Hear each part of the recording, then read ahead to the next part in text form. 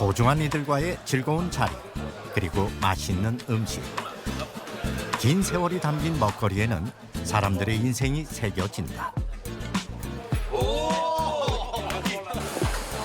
대구를 상징하는 진미로 늘 손꼽히는 음식이 있으니 바로 뭉티기와 막창.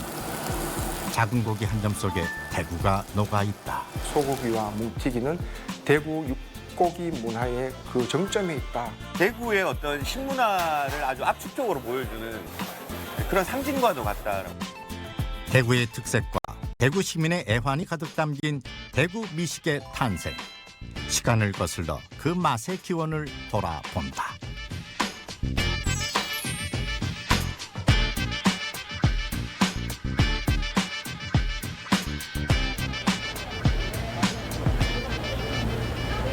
예, 상권이 쇠퇴해가지고 지금은 어르신들의 거리라는 이미지가 강한데 80년대 초까지만 하더라도 대구에서 시내, 그러면 이곳 향촌동을 얘기했습니다. 오늘 이곳 향촌동에서 제가 맛볼 음식은 뭉티기인데요.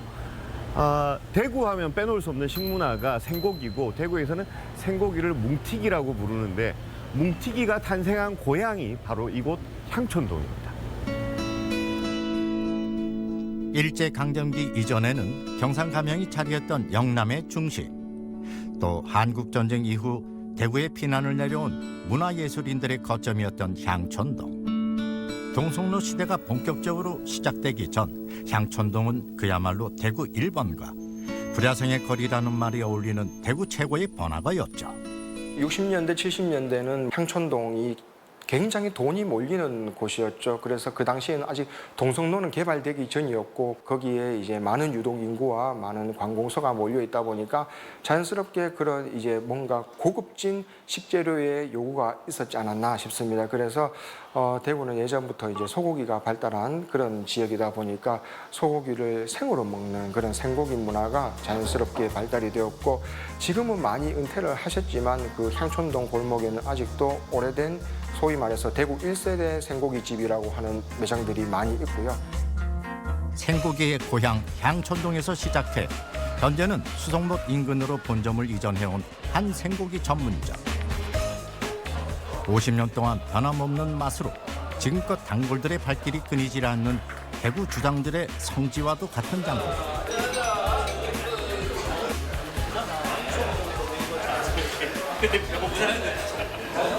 식감 자체도 좋고 쫄깃쫄깃한 게 쫄깃하면서 단맛도 나는 그런 참 이 고기의 그런 본연의 맛이 느껴지는 게 그게 참 너무 좋은 것 같아요. 과거 뭉티기에 주로 쓰이던 부위는 사태의 일종인 처지게살이었는데 손질이 힘들고 수급되는 양이 적은 처지게살 대신 남소의 우둔을 처음 선보인 집이 바로 이곳이다. 힘줄과 지방을 말끔히 제거해 고기 본연의 맛을 끌어올린 뭉티기. 캬, 붉은 빛깔이 침샘을 자극한다. 고기 진짜 색깔 좋은데.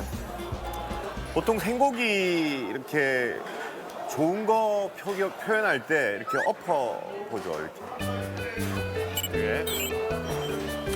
이게 왜 그러냐면 생고기는 사후 경직이 진행되고 있는 상태이기 때문에 이 세포들이 긴장되어 있어요. 이렇게 딱 쪼그라들어 있기 때문에 흡착력이 좋고 그리고 수분을 머금고 있기 때문에 아직 마르지 않았어요. 그러니까 수분이 있고 흡착력이 좋다 보니까 얘들이 떨어지지 않아요. 그다음에 생고기에서 그다음 중요한 게 장.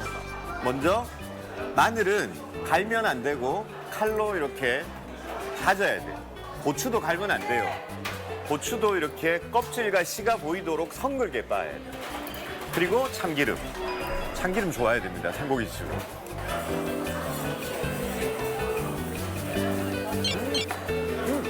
양념이 맛있어요, 진짜. 이게. 이곳 뭉티기 양념의 비결은 지금까지 고집스럽게 담그는 재래식 조선 간장. 며느리도 다 깨우치지 못한 그 맛의 정수는 여전히 주방을 지키고 있는 정경희 사장님의 손맛에 있다. 대구 시내에서요 처음이에요. 서비스 나간 거 없어요. 아무데도 그건 할 줄도 몰랐고. 50년의 세월 동안 가장 바쁜 역할을 자처해온 사장님. 됐습니다. 변함없는 맛을 유지하는 이 집의 비결이다. 나 몇 년도는 모르겠고 좌우지간에 내 나이 18살부터 서빙했어요. 내가 그때부터 해가지고 내가 가게 차린 결혼해가 가게 차린 거는 29.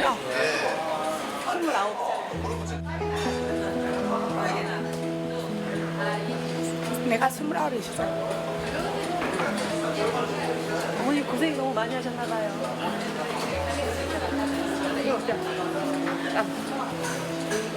그때 향천동 했을 때는 진짜 우리 말도 못했어요. 손님이 얼마나 많았는지. 우리 사장님하고 내하고 밤에 그 장을 만들려고 열막 하나에 깔아가지고 또 하고 막 한 열을 했어요. 열을 했는데 하니까 딱 어느 날 딱 맛이 나는 것 같아. 아 열하면 안 되겠나 이렇게 하면서 그러고 했어요. 제가 우선 그냥 한번 먹어볼게요.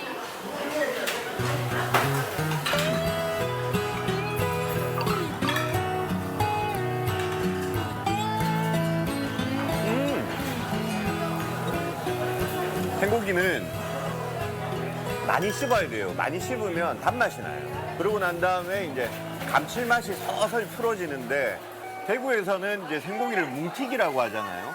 뭉튀기라고 하는 이유가 뭐냐면 지금은 이제 손님들이 좀 먹기 편하게 회를 뜨듯이 이제 얇게 저미는 편인데 근육 사이사이에 있는 근막을 잘 제거했기 때문에 두껍게 씹을수록 이게 찰진 맛을 더 진하게 느낄 수 있어요. 매일 발로 뛰어가며 각지에서 직접 공수하는 신선한 원유. 이때부터 오로지 수작업의 연속. 근육과 근육 사이에 박힌 얇은 근막과 지방을 완벽하게 제거하는 것이 관건이다. 고기를 이리저리 뒤집어가며 무수한 손질을 거쳐야 비로소 완성되는 완벽한 한정. 번거롭지만 빼먹을 수 없는 수고다. 참기름도 향이 강하고 마늘도 고추도 향도 강하고 맛도 강한데 얘들이 싹 사라지고 나면 마지막에 남는 것은 생고기의 맛이 딱 남아요.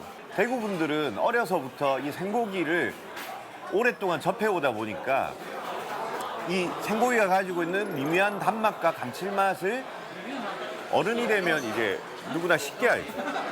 그래서 우리가 미각은 타고나는 걸로 생각을 하는데 미각은 철저하게 훈련되는 감각이거든요. 그래서 오래 먹고 많이 먹은 사람들이 그 맛을 맛있게 즐길 줄 아는 게 그래서 홍어는 전라도 가서 먹어야 진짜인데 생고기는 대구에 와서 먹어야 진짜. 19세기 중엽부터 달성공원 인근에는 전국적인 규모의 우시장이 섰다. 이후 1969년 대구 도축장이 설립되었고 우시장도 이를 따라 이전하며 한참 동안 명맥을 유지했다. 덕분에 대구는 비교적 쉽게 신선한 소고기를 구할 수 있는 도시였다. 아마 지역적 특성을 반영한 것이라고 볼 수가 있습니다. 지역적 특성은 크게 세 가지로 구분할 수가 있는데 하나는 대구가 1910년 경부선이 개통이 되고 18년에 대구, 경주, 포항을 연결하는 철도가 개설됨으로써 교통의 중심지 역할을 하고 또 유통의 중심지로서 자리 잡게 되었는가. 두 번째 요인은 대구 주변에 소를 키우는 농가들이 많이 있었다는 겁니다. 그 당시 한 70% 이상이 농업에 종사했었고 농업에 가장 큰 도움이 되는 것이 소입니다. 따라서 교통이 좋은 대구를 중심으로 소가 많이 거래되었다는 겁니다. 그리고 세 번째로는 대구에는 도축장이 만들어졌습니다. 그래서 도축장에서 신선한 고기를 조달받을 수 있다는 것이죠. 이후 대구 경제가 발전하며 고기를 다루는 음식점들이 대폭 늘었는데 그 사이에서 존재감을 드러냈던 것이 바로 소막창이었다. 대구의 막창은 1970년도 초에 대구시 남구 옛 미도극장 옆에서 남산초등학교로 이어지는 골목에 황금막창이라고 최초의 대구 막창의 시작으로 보여집니다. 그 대구 서문시장에서부터 이제 세길시장까지 쭉 막창 골목이 생겨났고요. 이후 막창이 이제 술안주로 발전하면서 대구가 명실공히 막창 도시로 발전하게 되었다고 볼 수 있겠습니다. 우시장과 도축장 인근에 우죽순 생긴 막창 전문점.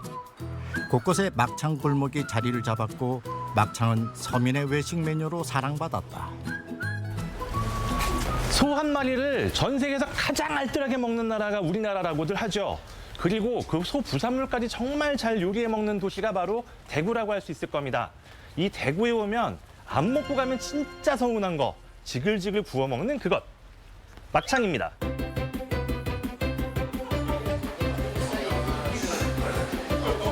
오래된 고깃집에 들어서면 느낄 수 있는 특유의 분위기가 있다. 고기가 구워지는 소리와 열심히 돌아가는 환풍기 소음, 그 속에 어우러지는 대화와 끊이지 않는 한박 웃음까지. 사람 냄새 물씬 풍기는 이 분위기를 연출하는 것은 맛있는 음식과 그 음식을 준비하는 주인의 노력. 이곳은 벌써 40년째 우직하게 대구 소막창의 자존심을 지키고 있다. 와, 감사합니다. 네. 어우, 불도 좋고 고기도 초벌을 해가지고 내주시는데 색깔이 정말 기가 막히네. 지금은 막창하면 돼지 막창을 떠올리지만 사실 대구에서 먼저 히트한 것은 다름 아닌 소막창. 그리고 이곳은 소의 직장 부위인 기름 막창 대신 홍창을 사용하기 시작한 원조집이다. 슬슬 우리가 알고 있는 그 막창의 빛깔이 나오고 있죠. 사실 이 막창이 그렇게 우리가 구하기가 쉬운 재료는 아니라고 저는 알고 있거든요. 왜냐하면 이 소 부산물 중에서도 이 막창이 소의 네 번째 위, 그러니까 첫 번째, 두 번째, 세 번째, 네 번째 위를 얘기하는 또 홍창이라고 얘기를 한다고 그래요. 이게 예전에는 구하기가 쉽지 않았다고 들었거든요. 그런데 대구에서는 어느 순간부터 이 막창이 굉장히 많이 소비가 되고 있었고 그래서 유명해졌고 대구를 여행한 사람들한테 대구 가서 뭐 먹지 하면 꼭 등장하는 게 이 막창이란 말이에요. 이거를 일단 저는 소스를 안 찍고 그냥 먼저 한번 먹어볼게요.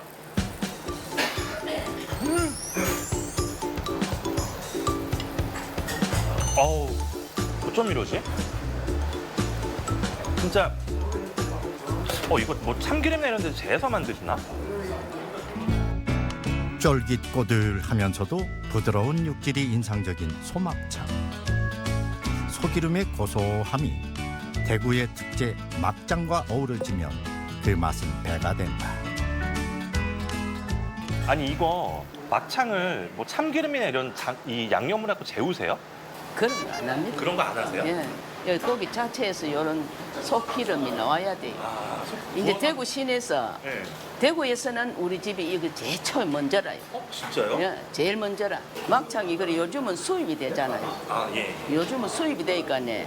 수입이 돼도 소막창은 손질로 모내가 못하는 사람들이 많다니까요. 부편물 요런 밥통에 붙어가 있는 요 기름이 황금 있거든요. 네. 그 안에 그거를 정리를 잘 해야 돼. 깨끗하게 손질 잘 해야 돼. 그러니까 1번은 재료가 좋아야 되고 2번은 그걸 이제 기름을 정리를 잘해야 되고 무엇이든지 청결하게 깨끗하게 하면 돼요. 다른 건 없고 왜든지 좋은 거 구해가 깨끗하게 해가 잘 해보고 하면 돼요. 오랜 시간 그 자리에 머물러 우리네 인생의 일부가 된 우직한 세월의 맛. 그 속에서 만난 반가운 이들, 그리고 세대를 이어 전해지는 추억. 음식은 시간을 초월해 사람과 사람을 연결하는 매개가 된다. 행복하죠. 그냥 힘든 맛. 이거는 대구 시내 한 집밖에 없어요. 한 집. 세월이 아마 같이 안 왔나 싶은데요. 저희도 그래가지고 또 이 시내도 보면은 올해도 노포가 많이 좀 있는데 좀 자주 막 그 옛날 추억 생각하면서 찾아왔다니. 퍽퍽했던 오늘 하루. 사랑하는 이들과 함께하는 고기 한 점. 맛있는 음식이 있기에 우리네 인생은 오늘도 즐겁다.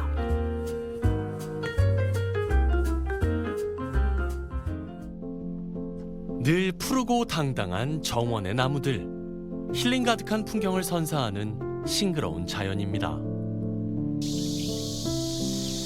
언뜻 보면 그냥 흔한 나무지만 그 안에 깃든 사연을 알면 조금 달라 보이기 마련입니다. 정원에는 따뜻한 마음이 담긴 나무들도 참 많이 있는데요. 오늘은 나무를 기증한 분들의 이야기를 해볼까 합니다. 정성껏 키운 나무를 기증한다는 건 얼마만큼의 내공이 있어야 가능할까요? 정원 박람회에 대한 지극한 애정으로 자신의 것을 기꺼이 내어준 고마운 분들을 만나봅니다.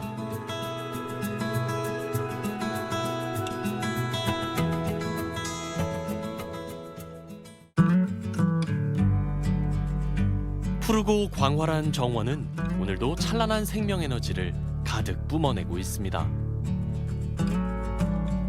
박람회장 초입에서 우리를 반겨주는 한 그루의 나무에 얽힌 사연부터 알아볼까요? 나무 되게 멋지지 않아요, 이거? 이게 명자나무인데요. 어떤 분이 정원 박람회장에 이 나무를 기증하셨대요. 네, 제가 기증했습니다. 네? 예. 아버님이 이거 기증자시라고요? 예. 잠시만요. 예. 서정평님? 예. 와, 이 나무의 주인이셨네요. 예. 와, 그럼 이 나무에 대해서 완전 잘 알고 계시겠다. 잘 알죠. 몇 년 정도 된 나무예요? 내가 보기로는 그래도 한 30년, 35년 그런 세월이 넘은 것 같아. 저보다 더 나이가 많은 나무예요. 많은 나무죠. 예. 그렇기 때문에 이거 하나가 크려 그러면은 이렇게 크게도 클 수가 있어. 근데 이렇게 영양분을 여러 개가 지가 하나하나 섭취를 하기 때문에 나무 숫자가 많아갖고 가지가 이렇게 크게 벌린 거예요. 아, 정원 박람회장에 턱하게 굉장히 쿨하게 기부를 하셨다고 들었어요. 그렇죠. 중간 팔아라는 사람이 많이 있어요. 그러니까 탐낼 만한 나무거든요. 100만 원 주네, 200만 원 주네 막 그렇게 했는데 우리 순천 정원 박람회 버정원을 사랑하는 마음으로 나가 나무를 줄란다, 기증을 할란다. 그런 마음으로 해야지. 이거 나무가 아깝다. 뭐 돈 얼마 욕심내고 그러면 못해요. 아버님 듣기로 제가 기증하신 나무가 이 명자나무 말고도 정원 내에 많이 있다고 들었거든요. 제가 한 20그루 한 것 같아요. 20그루 한 것 같은데 지금 제가 기증만 집에서 했고 제가 지금 이 사진을 다 찍어놨어요. 나무를 전부 사진 찍어놨는데 보면 다 어마어마해요. 와, 그럼 그 나무도 궁금한데 얼른 좀 저희 같이 보러 가면 안 돼요? 네, 같이 가시죠. 네.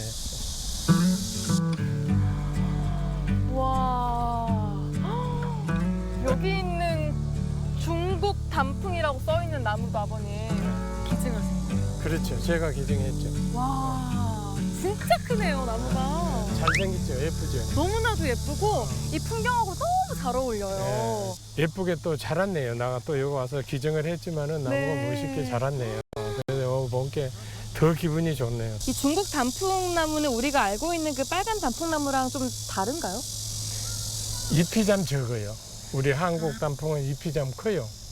넓적넓적하게 큰데 이거는 잎이 좀 작은 게 또 특징이에요. 작으니까 작으면서도 나무가 이렇게 딱 크게 우월해져 갖고 있으니까 더 또 멋있잖아요. 가을에 단풍이 노랗게 지면은 진짜 멋있어요.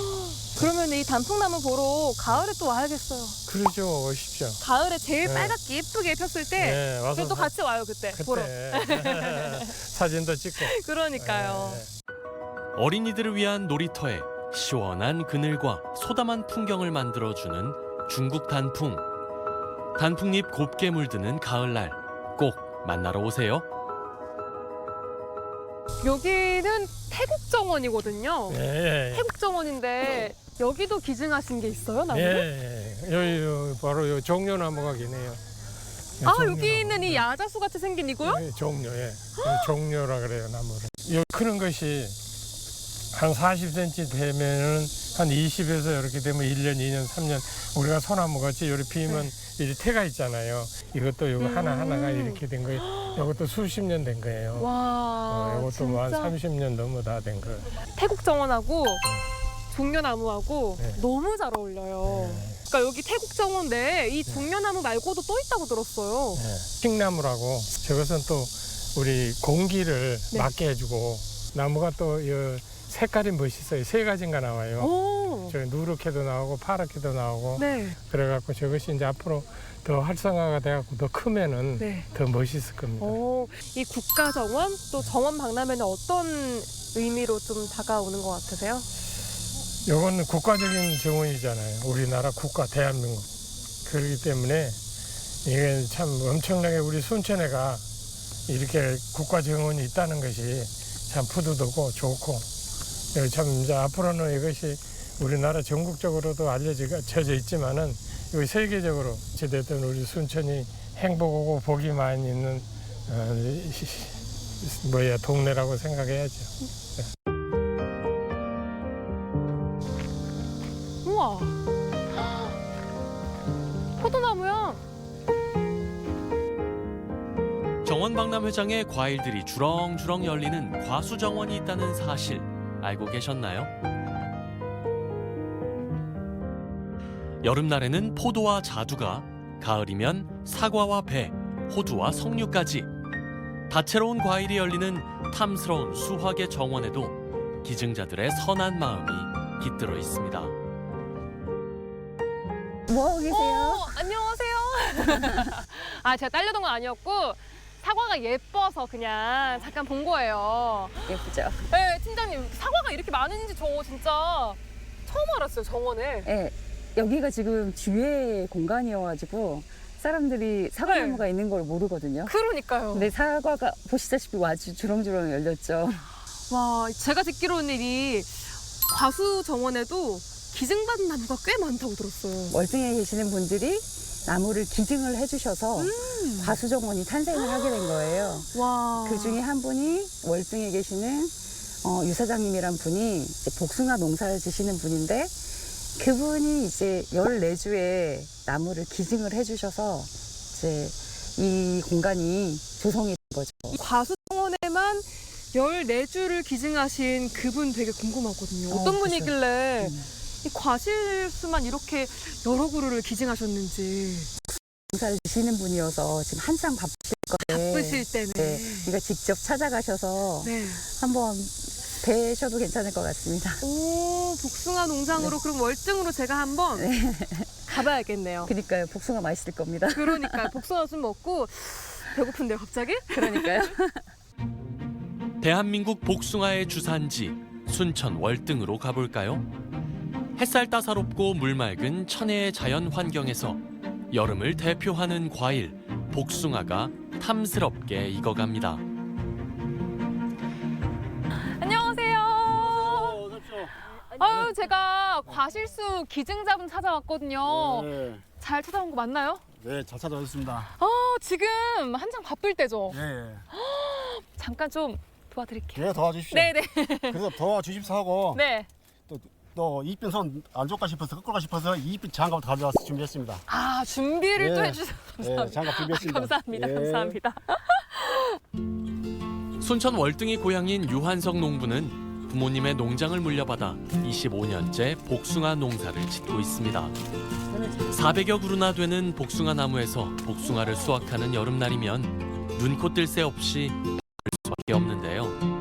자두나무와 살구나무, 감나무까지 수많은 과실수를 기증해 준 것에 대한 고마움을 담아서 정원 알림이도 비지땀을 흘려가며 수확을 거둡니다. 근데요, 저 완전 처음인데. 와, 진짜 제가 정말 잠깐 같이 도와드렸는데도 막 땀이 삐질삐질 나고 너무 덥고 힘들거든요. 이렇게 진짜 복숭아 철마다 맛있는 복숭아를 위해서 이렇게 해주셔서 감사해요. 예, 저도 감사드립니다. 이 과수 농장 하시는 분들에게 과실수 그 한 그루 한 그루가 굉장히 또 재산이거든요. 네. 근데 이거를 어떻게 열몇 그루씩 톡톡 기증을 하셨어요? 국가정원 네. 박람회가 10년 만에 다시 열리지 않습니까? 네. 그래서 성공적으로 개최하라고 생각 끝에 제가 그렇게 기부를 했습니다. 따스한 마음 덕분에 유한석 농부의 과실수들은 정원 곳곳에서 빛을 발하고 있습니다. 국가정원에 그러면 그 나무들이 예쁘게 심긴 걸 와서 보셨어요? 예, 봤죠. 어떠셨어요? 이제 4월 1일 날 우리가 기증한 나무도 보고 오려고 우리 형제간들 서울, 인천 있는 친구들, 동생들 쫙 조카 와라가지고 함께 친인척들 공연했습니다. 다 모아서 이렇게. 네, 공연했어요. 기부하고 나니까 마음이 어떠셨어요? 이제 기부하고 나서 현장에 가서 나무를 보니까 참 또 새롭죠, 생각이. 집에서는 애지중지 키웠지만은 네. 밖에 가서 여러 사람들이 보고 구경하니까 참 또 생각이 달리 들더라고요. 네, 이렇게 정원 국가정원에 귀한 나무들을 많이 기증하셨으니까 네. 특별히 네. 월등 복숭아 홍보 타임 드리겠습니다. 홍보 타임. 네, 준비 시작. 복숭아 많이 드시면요 위장에도 좋고 피부 미용에도 좋고 여러 가지로 좋습니다. 많이 드세요. 많이 드시고 건강하세요. 건강하세요. 복숭아는 어디다? 월등 월등이다. 복숭아. 이거 해야지. 맞춰주셔야죠. 기증자들의 따뜻한 마음이 담긴 나무들이 정원에서 건강하게 자라려면 우리 모두의 관심과 사랑이 필요하겠죠.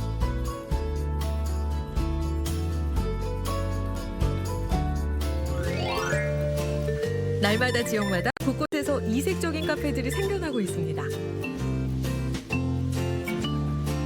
다양한 카페들로 여행길에도 새로운 즐거움을 더해 여행 경비 예산에 강력한 지분을 가진 중요한 항목이 바로 커피와 디저트. 식사를 하고 나면 자연스럽게 카페를 찾아가는 것이 국룰인 시대입니다. 현지인이 사랑하는 로컬 카페와 특별한 매력을 선보이는 힙한 카페, 지금 바로 만나보시죠.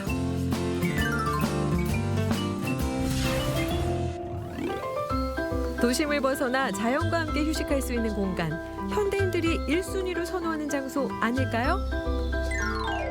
오늘은 경상북도 상주를 찾았습니다. 어머나 반갑다 얘들아. 그런데 어디 좋은 데들 가니? 이색 카페 탑 오브 탑에 왔습니다. 신나는 물놀이도 즐기고 캠핑장 비주얼에 바비큐까지. 여기가 카페인가요? 캠핑장인가요? 캠핑 가려면 여러 가지 많이 싸가지고 가고 준비도 할 게 많은데 진짜 맨몸으로 와서 즐길 수 있는 그런 공간을 만들어 보고자 제가 이렇게 한번 만들어 봤습니다.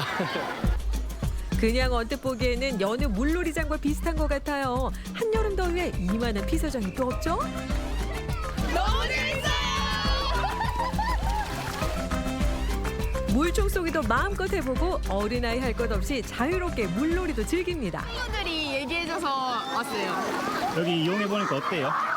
여기 되게 재밌는 것 같아요. 가까운 데서 물놀이 할 수 있어서 좋은 것 같아요. 이게 물놀이 하다가 되게 지치고 하면은 카페 들어가서 좋은 풍경 보면서 쉴 수 있다는 게 되게 좋은 것 같아요. 카페 속 매점에서는 빈손으로 와서 마음껏 고기를 구워 먹을 수 있도록 갖추고 있는데요. 원하는 부위로 척척 골라서 슬슬 식사 준비를 해봅니다. 물놀이와 고기 조합 어디 싫어할 사람이 있을까요? 아, 오물오물 아기새도 한 입 먹어봅니다. 수영장도 있고 아무것도 준비 안 해서 와도 고기도 구워 먹을 수 있고 좋죠. 물놀이랑 고기도 먹을 수 있어서 좋아요. 시설도 깨끗하고 물도 애기들 물도 따뜻하고 어른들 놀기에도 좋고 먹을 것도 많고 애들 놀기에 딱 좋은 것 같아요. 그래도 명색이 카페인데 커피와 디저트 빼놓으면 섭섭하죠? 그런데 사장님, 여기는 어떤 메뉴가 시그니처인가요? 저희 카페는 모든 음료가 다 맛있는데요. 특히 필터 커피 드셔보시면 정말 커피를 좋아하시는 분들은 그 맛을 느끼실 수 있을 겁니다. 필터 커피 한 잔 들고 탁 트인 시원한 풍경 보고 있으면 피살지가 따로 없죠. 물놀이하는 아이들도 즐겁고 육아하는 어른도 즐겁고 맛있는 디저트로 모두가 즐거운 곳. 여름엔 이곳이 천국과 다름없습니다. 카페 내에서 디저트도 먹을 수 있는데 시내 전체에 다 바라볼 수 있고 바로 앞에 애기들 노는 것도 다 케어를 할 수 있어서 너무 괜찮은 것 같아요. 놀거리, 먹을거리 다 제공되니까 애들 봐서 이렇게 자주 오는 것도 괜찮을 것 같아요. 아이들 심심할세라 요 녀석도 등장해줍니다. 너도 많이 먹으렴. 물놀이장, 바비큐, 디저트가 있는 재미난 이색 카페 만나봤습니다. 반려인구 1,500만 시대. 하지만 반려견 유기 건수가 가장 많이 발생하는 것이 바로 여름 휴가철. 산책이나 여행 중에 목줄이 풀려버리거나 열어놓은 문틈으로 잃어버리는 경우가 많은데요. 이제는 잠깐의 티타임에도 반려동물과 함께 할 수 있는 곳이 있다고 해 찾아가 봤습니다. 고풍스러운 한옥 비주얼을 자랑하는 레트로 감성의 카페. 이곳을 찾아온 오늘의 손님들. 기존의 기와집을 리모델링해서 반려견과 함께 편안한 휴식을 취할 수 있도록 한 반려견 동반 카페입니다. 널찍한 앞마당과 곳곳에 반려견을 위한 소품들이 준비되어 있는데요. 사장님의 반려견을 위한 마음 곳곳에서 느껴집니다. 반려견과 함께 어디를 가든 아직까지 동반 입장을 허락하는 곳이 많이 없어서 마침 좋은 기회가 있어서 시작하게 되었고요. 반려견과 함께 이 보호자들이 오시면은 다른 사람들의 시선을 의식하지 않고 함께 어울릴 수 있는 편안한 곳이 될 수 있도록 노력을 했고요. 아고 너무 신이 나서 그만.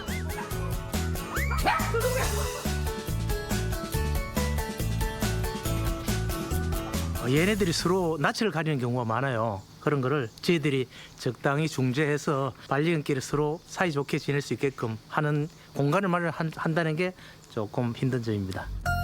그렇다면 이곳의 시그니처 디저트의 매력도 한번 맛봐야겠죠. 겉바속촉의 크로플과 시원한 커피 한 잔이 이곳의 효자 메뉴라고 하는데요. 커피도 맛있고 크로플도 바삭하니 맛있어서 사람도 좋고 강아지도 행복한 그런 곳인 것 같습니다. 덥거나 추울 때는 정말 갈 데가 없다고 생각했는데 이렇게 좋은 반려견 카페가 생겨가지고 너무 좋습니다. 카페라고 하면 안에서만 놀 수 있고 밖에서는 제대로 잘 못 놀 수 있으니까 여기는 지금 정원처럼 너무 잘 꾸며놨어요. 그래서 너무 이쁜 것 같아요. 강아지들도 이곳이 마음에 드는지 편안해 보이는데요. 견주들도 만족해하는 표정입니다. 반려견과 한 공간에서 힐링타임 즐기기에도 안성맞춤. 많은 반려견들을 볼 수 있다는 점이 가장 좋은 점이겠죠. 저희들 자기 반려견이 중요하듯이 다른 사람들 반려견도 자기 자식처럼 사랑으로서 대해줬으면 고맙겠습니다. 맛있고 특별한 디저트는 기본, 고객을 위한 맞춤형 카페들이 점점 늘어나고 있는데요. 카페도 하나의 문화 공간으로 자리 잡고 있는 요즘, 소중한 사람, 소중한 반려동물과 함께 추억을 만들 수 있는 이세 카페 투어 지금 바로 떠나보자고요. 공원 안에서 즐겨보는 부산. 신기해요. 전통춤에 몸을 맡기기도 하고 시원한 여름 별미에 입맛도 쑥쑥. 오랜 역사를 품고 있는 특별한 장소까지 공원에 가면 다 있습니다. 부산의 이야기를 품은 공원의 재발견. 함께 가시죠.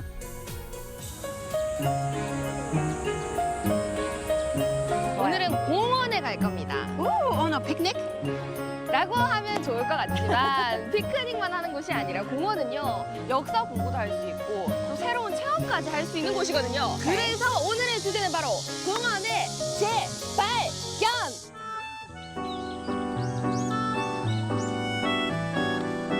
공원의 재발견을 위해 처음 찾아간 곳은 바로 수영 사적공원인데요. 아름다운 자연과 역사적인 유물을 함께 감상할 수 있는 부산의 대표적인 문화 유적 공원입니다. 이게 예전에 있었던 돌이에요. 17세기 돌인데. 가다가 한 번쯤 보셨을 수영성 남문, 그 문을 지나면 안용복 장군 동상이 등장합니다. 좌천동이라고 동구에 거기에 출신이신데요. 여기 우리 수영성의 군인이었어요. 저는 근데 안용복 장군이라고 해가지고 수군의 장군 이거인 줄 알았는데 맞아요. 그게 아니라 말 그대로 진짜 노전은 병사셨대요. 이런 걸 처음 알았거든요. 아니 이분 덕분에 저희가 그래도 그 독도에 대한 어떤 주장을 좀 할 수 있었다고 맞습니다. 보여주셨잖아요. 네네네. 그래서 지킬 숫자에 변방, 국경을 지키는 강자예요, 저게. 수강사, 병을 지킨 사람이 계시는 곳 이런 뜻으로 쓰고 있습니다. 예.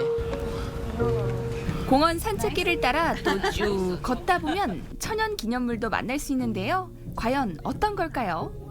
바로 이 나무입니다. 이 나무가 아까 우리가 곰솔이라는 소나무라고 했잖아요.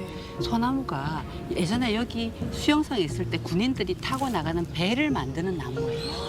싸우다가 죽을 수도 있고 다칠 수도 있잖아요. 그래서 군인들이 나가기 전에 여기 와서 이렇게 빌었대요.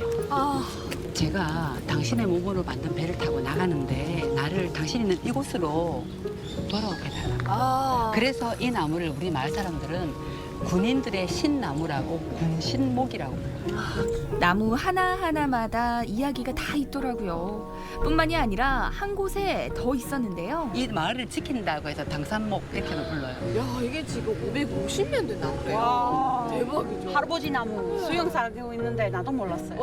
수영하잖아. 여기 마을 사람들은 저 나무에도 신이 있다고 여겨가지고 이제 정월 대보름날이라고 우리가 그 제사를 지내는 날이 있어요. 네. 그때 금줄, 새끼줄을 꼬아서 금줄로 이렇게 둘러가지고 우리가 소원을 빌고 합니다. 막걸리도 막 이렇게 뿌리고. 진짜. 네. 나무들이 막걸리 좋아한대요. 아, 좋아해요? 막걸리 한 잔 할래요? 그렇구나. 나무 나랑 한 잔 할래요? 그렇죠. 수영에 계시는 많은 분들이 막걸리 되게 좋아하시네요. 네, 맞아요. 우리 부산에 살고 있지만 이런 부산에 대한 이야기를 참 잘 몰랐던 것 같아요. 이번에는 공원 주변으로 걸어볼까요? 아, 이게 뭐냐면요. 옛날에 여기가 수영성이 있었거든요. 근데 이제 임진왜란 당시에 수영성을 지켰었던 25명의 의용단의 그 모습을 토로 만들어줬어요. 아, 정원치. 오면서 저희가 25 의용단 토를 봤거든요. 아니, 여기가 역사는 무서워 깊은 곳인가요? 지금 뒤쪽에 있는 그 25 의용단이라고 하는 단이 있습니다. 이 단이 임진왜란 때 일본이 쳐들어왔잖아요. 그때 여기에 있던 그 수군들과 그리고 백성들이 지키다가 다치거나 죽거나 했었어요. 그때 공을 세우신 분들 25분을 모신 사당입니다. 그 25분이 지금 토로 이렇게 만들어져서 쭉 길가에 성벽에 있습니다. 조심스럽게 안으로 들어가 봤는데요. 저게 의용사라고 되어 있는데 우리 의용단이라고 했죠. 그 뜻이 오를 의자예요. 그 옆에 용자가 용기를 낸다는 용자잖아요. 정의로운데 옳은 일에 용기를 내서 싸워서 내 목숨이 아깝지 않다고 했던 분들을 모신 사당이라는 뜻이에요. 부산 사람들은 이 그 송상현 동상도 참 중요하지만 그 외군이 쳐들어왔을 때 물리친들하고 싸웠던 이 25분이 정말 중요한 분들이죠. 네. 사실 이런 공간이 있고 진짜 이런 장소들이 있다 보니까 역사의 한 장면 안에 딱 들어와서 있는 듯한 그런 느낌이 들어요. 맞아요. 예. 25 의용단 절대 잊지 않겠습니다. Ooh, look at those 자두s. 저희 집 엄청 좋아하잖아. 돈 높고 발편한 거 좋아하시거든요. 수영 사족공원을 쫙 구경하고 난 다음에 먹어야 되는 게 있어요. 소문난 현지인 맛집인데 20년 전통이래요. 그 여름에 시원하게 먹기 좋거든요. 느낌이 그냥 할머니 집 느낌이 있을 것 같아요. 그래서 여기 먹어도 돼요? 여기 올 수 있으면 괜찮아요? 이곳의 메뉴는 바로 더운 여름을 시원하게 날려줄 막국수인데요. 우와, 입이 딱 벌어지는 시원함 너무 좋죠. 와, 진짜 근데 푸짐하게 나왔어요. 지금 제가 비빔 그리고 메밀 막국수 그리고 메밀 전까지. 와, 향 진짜 대박. 어때요? 진짜 맛있어요. 고소함이 대박이고 향부터 시작해서 메밀이 그냥 담백한 게, 야, 근데 양념이 너무 맛있다. 면과 양념은 그야말로 환상조합. 그럼 또 물 막국수가 질 수 없겠죠? 태건 씨, 맛이 어때요? 이거 처음 먹어봤는데 양념 비슷하긴 한데 이거 조금 더 부드럽게 건강한 느낌이에요. 고소한 메밀전은 쫙쫙 찢어 먹어야 제맛이죠. 입맛 돋우는 메밀 전병까지 코스 요리처럼 한 번에 접수 완료했습니다. 먹고 나니까 좀 춥더라고요. 더위도 잡고 입맛도 사로잡았습니다. 배불리 먹고 도착한 곳은 바로 금강공원. 옛날에 저 초등학교 때 여러분도 아시겠지만 뭐 놀이기구도 있고 동물원도 있었거든요. 금강공원 하면은 사실은 정말 추억이 많은 곳이에요.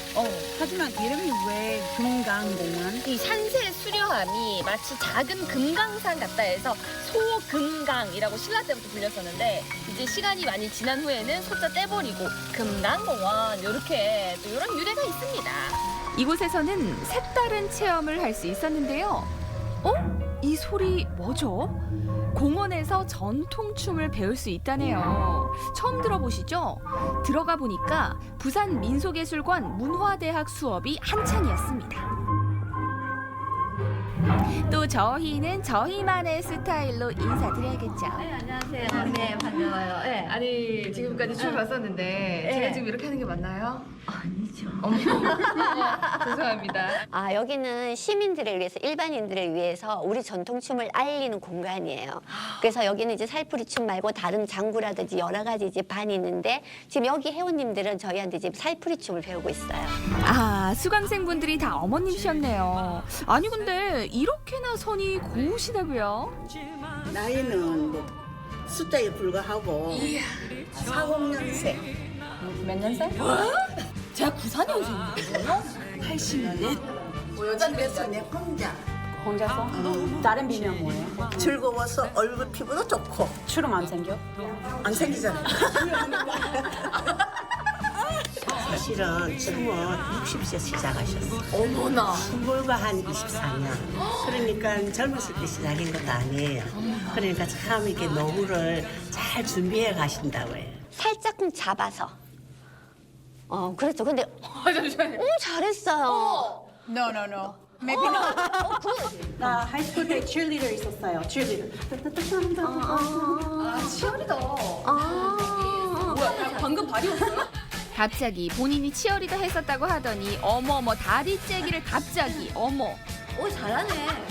와, 진짜 잘한다. 예상치 못하게 너무 잘해서 재밌다. 동무대 끝. 덩 하고 호흡을 딱 들이마시고 그 다음에 풀어서 뿌려서 덩 하고 채야 돼요. 앞으로 던지고 발을 착 하고 나면은 발이 그대로 앞으로 덩 하고 이제 올라오고요. 아, 선생님, 근데 이게 진짜 힘든. 야, 이거 운동이 되네요. 호흡을 이용해서 운동이니까 어른들이 좋아요. 이거 너무 재밌었어요. 어렸을 때부터 나 댄스 너무 좋아했는데 이런 댄스 배운 적이 없었어요. 나 발레도 했고 칠리딩도 했고 재즈 댄스도 했고 이런 한국 전통 댄스 처음이라서 느낌이 있어요. 너무 좋았어요. 나니 어땠어요? 저요? 느린 박자일수록 조금 더 힘을 잘 써야 되는 것 같고 집중을 해야 되는 것 같고 네, 그리고 호흡도 굉장히 중요하고 숨이 많이 차요. 생각보다 많이 차요. 아, 선생님 민속춤을 여기서 태어나 처음 배워봤습니다. 선생님 감사합니다. 여러분, 저희는 또 이렇게 비가 오는 와중에 잠시 그쳤는데 증산공원에 이렇게 또 나와 있습니다. 증산공원 저는 처음 와보거든요. 나도 아직 안 가봤어요. 하루에 이렇게 많은 공원에 가본 적이 없어요. 그래서 공원들이 또 확실히 매력이 다 달라가지고 신기하네. 우와! 저게 무슨 집이 있어요, 여러분? 대박! 집이 아니요. 그 집 모양은 바로 정자 모양으로 만들어진 등산 전망대였습니다. 신기해요. 이야, 여기가 이렇게 쫙. 이야, 하늘을 다 보이네요. 이날은 좀 흐렸지만 야경은 더 멋지답니다. 진짜 있잖아요. 정말 이 증산공원에서 볼 수 있는 이 뷰는요, 오늘 여행의 마지막 선물인 것 같아요. 공원에서 진짜 숨어있는 아주 재미있는 이야기 많이 들었는데 오늘 완전 재밌었어요. 놀러와 부산이야.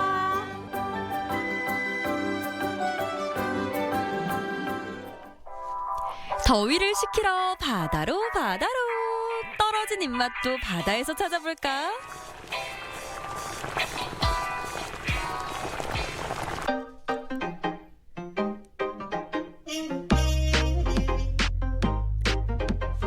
광주에서 초밥하면 이곳. 중요한 모임이나 특별한 날에 가장 먼저 생각나는 곳이지. 저희 식당은 2002년에 오픈해가지고요. 오랫동안 초밥과 남도 생선의 장인으로서 이렇게 광주를 지키고 있습니다. 특히 이 여름철에는 민어가 제철이기 때문에 광주를 찾는 분들은 민어를 드시러 요즘 특히 많이 오십니다. 우와, 크다 커.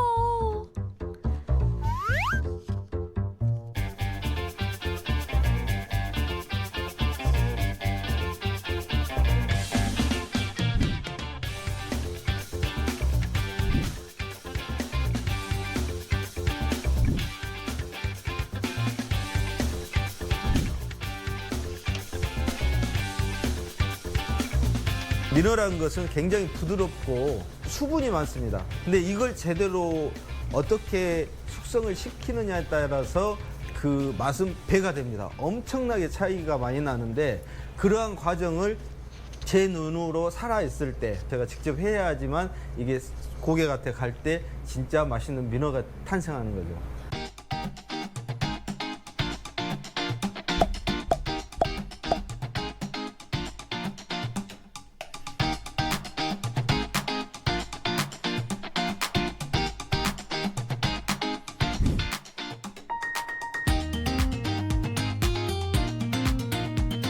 민어는 일단 크다 보니까 그리고 살이 무르기 때문에 칼이 잘 든 전문가들이 손질을 하는 게 또 맛있는 민어를 드실 수가 있습니다. 다른 회에 비해 큼직하게 썰어내는 민어회. 입안 가득 넣고 씹으면 얼마나 맛있을까?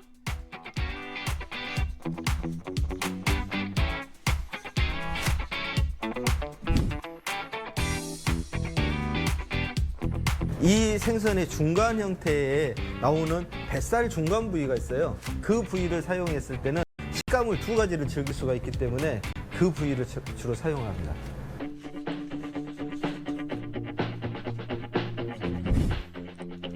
회는 못 먹더라도 탕은 꼭 먹어야 한다는 민어.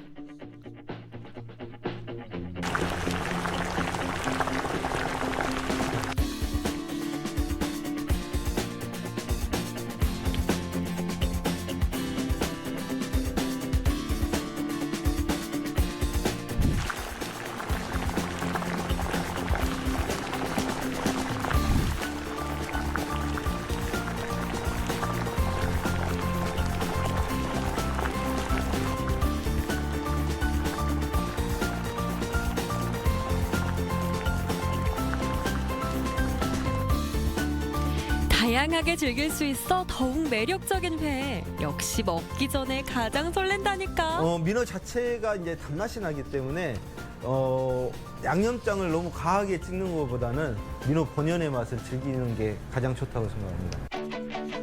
더위는 싫지만 민어회 맛은 좋아. 와, 민어 초밥 맛 뭐야? 아이들도 좋아한다는 담백한 민어전에 뽀얀 국물이 매력적인 민어탕.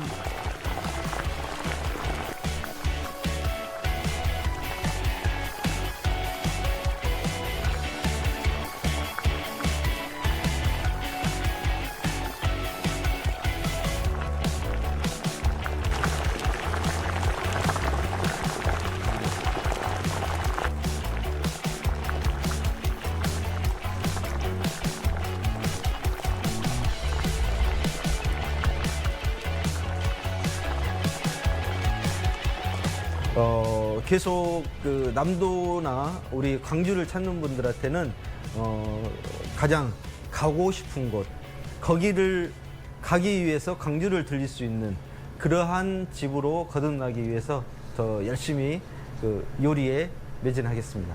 예.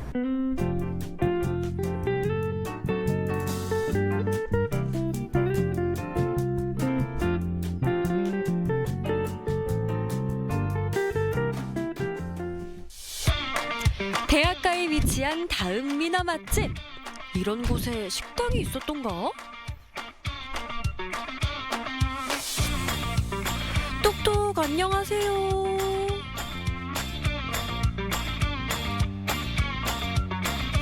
아무리 봐도 식당은 아닌 것 같은데.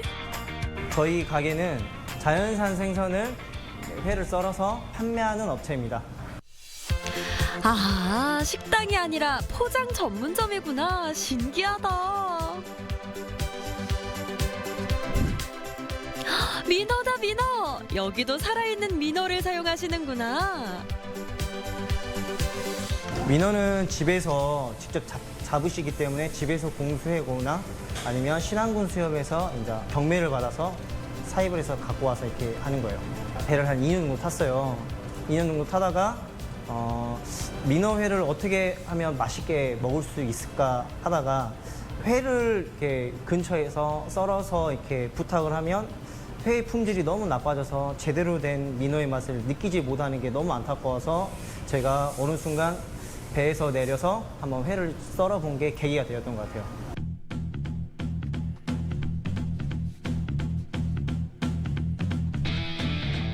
전 처리하는 과정에 되게 심혈을 많이 기울이고 있어요.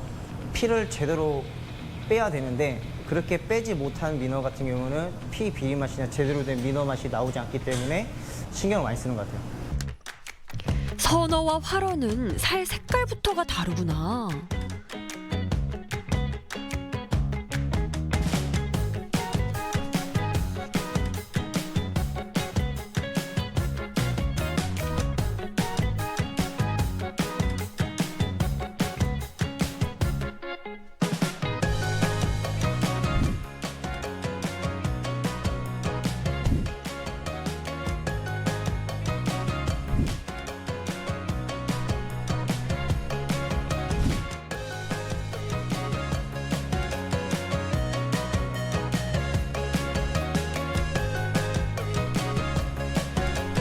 소고기만큼이나 부위가 다양한 민어.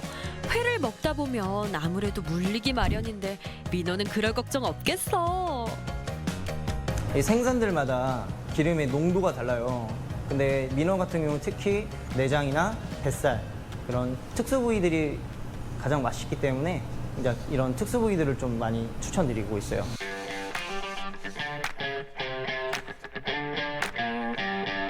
저희 소금은 인자도산 간수가 11년 빠진 소금을 손님들한테 내어드리고 있어요. 제대로 된 원재료의 맛을 보려면 소금에 찍어 드시는 게 맞거든요.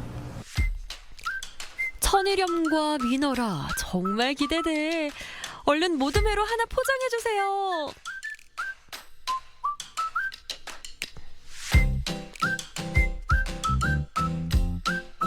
썰자마자 맛보는 민어회의 맛. 안 먹어봤으면 말을 마시라고요.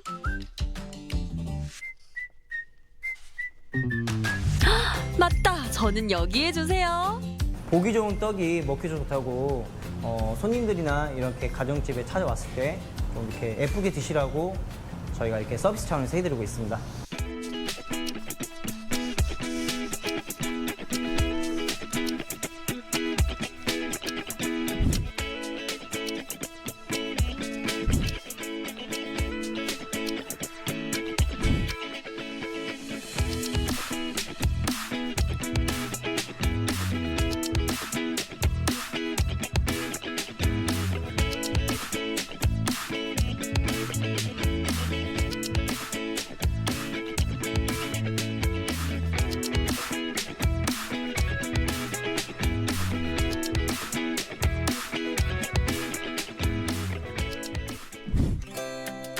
오예, 회식이다.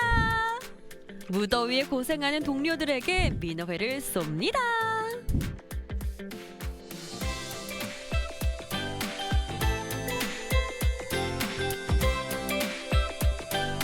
사무실에선 치킨이나 피자만 시켜 먹어봤지 민어회라니. 다들 맛있게 먹어주니까 좋다.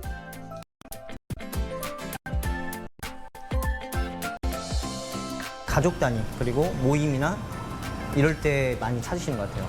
앞으로의 목표는 광주를 기반으로 해서 좀 이렇게 전처리가 잘 된 민어, 제대로 된 민어 맛을 한번 이렇게 다 맛보여드리는 게 목표고요.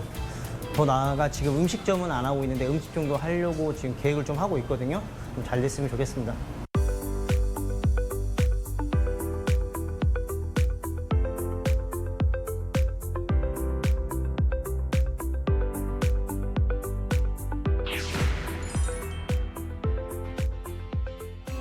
설렘이 가득한 인천국제공항. 이곳에 출국을 앞둔 한 가족이 있습니다. 이탈리아 마리나 스베바에서 요트를 구매한 뒤 그 요트를 타고 한국으로 오는 계획. 이탈리아에서 출발해 이집트를 거쳐 스리랑카와 대만을 지나 한국으로 돌아오는 18,000km가 넘는 기나긴 여정입니다. 무려 지구 반바퀴를 항해해 돌아온 김명기 선장의 이야기를 들어볼까요?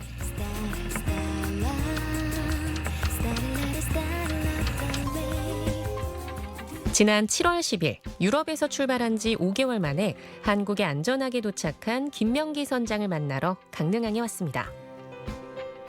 강릉항에서 요트 세일링 체험 사업을 하고 있는 김명기라고 합니다. 반갑습니다. 이탈리아 스베바 마리나에서 강릉항까지 약 18,000km, 정확히는 세계를 반 바퀴를 도는 거죠. 예. 김명기 선장과 18,000km를 쉼없이 달려온 요트는 어떤 요트일까요? 저 배는 이제 독일산이고요. 15m짜리예요. 굉장히 큰 배죠. 저 배 정도 되면은 한국에는 가장 큰 배 중에 속합니다. 강릉에 저는 자존심이 되는 프래그십이라 그러죠. 프래그십이 하나 생긴 거죠. 예. 그러고 보면 구입한 요트를 직접 몰고 오는 사람은 본 적이 없는 것 같은데요. 김명기 선장은 왜 배를 구입한 뒤 길고 긴 길을 요트를 몰고 오는 선택을 한 걸까요? 대부분 다 배를 사서 올 때는 그 배를 이제 분해를 합니다. 그 상태에서 선대를 만들어서 작은 배들은 컨테이너에 넣어버리고 큰 배들은 선대를 만들어서 이렇게 실어서 온 다음에 다시 조립을 합니다. 그 비용이 제 배 같은 경우에는 약 6천만 원이 들어가더라고요. 처음 계산으로 제가 한 4개월을 계산했거든요. 그럼 4개월 계산하면 내가 한 달에 4개월 만에 6천만 원을 벌 수 있을까? 차라리 그걸 가지고 온 가족이 세계 일주를 해버리자 하여서 생각을 바꾼 거죠. 약간의 착각이 있었던 거죠. 거기에. 한국에서는 흔하지 않지만 외국에서는 가족들끼리 요트 여행을 떠나는 게 마치 소풍을 가는 것처럼 자연스러운데요. 그래서 김명기 선장은 이번 여정에 가족과 함께하기로 마음먹었습니다. 가족을 설득해 도착한 낯선 타국. 이탈리아에서 출발해 이집트로 갈 때까지만 해도 항해는 순조로웠습니다. 저는 7월 전에 와서 여름에도 좀 사업도 해야 되고 하니까. 그런데 보니까 바람이 너무 강하게 불고 파도가 너무 세서 이거는 가족과 하기에는 너무 위험한 상황이다. 이거 비 떨어지는 것 같은데? 여러분, 여기 아프리카 지부티 맞습니다. 갑자기 폭우가 쏟아지고 있습니다. 항해를 지속할수록 이어지는 고난에 김명기 선장은 결단을 내려야 했습니다.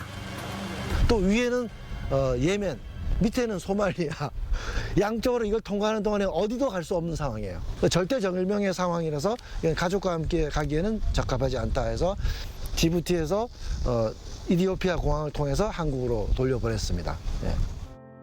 어쩔 수 없었던 가족과의 이별은 이어질 고생의 시작일 뿐이었습니다. 울지 마. 왜 울어? 왜 울어? 힘내고 와.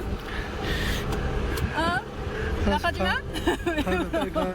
가세요. 예, 고생하셨습니다. 잘 가, 잘 찾아가. 나 가지 마. 왜 울어? 얼른 가, 얼른 가. 이나 잘 가. 이나 잘 가.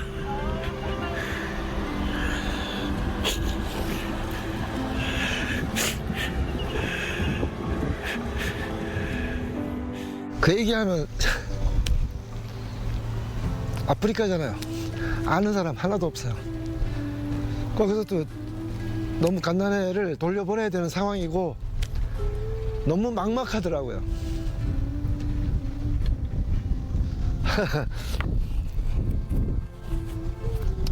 그래서 뭐 제가 이제 뭐 60 먹은 사람 남자인데 그냥 눈물이 저절로 막 나오더라고요. 지금도 그 생각하면 너무 가슴 아파요. 바다 위에 있어야 할 배가 있는 곳은 다름 아닌 육지. 항해 도중 방향을 조정하는 방향타가 반으로 갈라지는 사고가 났기 때문인데요. 대만의 이제 제일 아래쪽에 호비우라는 데가 있습니다. 근데 그 앞에는 엄청난 파도가 어떤 방향 없이 막 하는 굉장히 위험한 지역이 있어요. 거기를 통과해서 동중국해를 통과하는데 갑자기 뒤에서 뻑 소리가 나는 거예요. 큰 파도를 2번 맞은 다음에 뻑 소리가 나서 돌아보니까 반쪽이 떨어져 나가고 반쪽은 남아있는 거예요. 그래서 그 반쪽으로 한국까지 간신히 왔습니다. 배를 수리하고 있는 분도 서울에서 온 선장님입니다. 망가진 방향타 수리를 도와주기 위해 먼 길을 오신 건데요.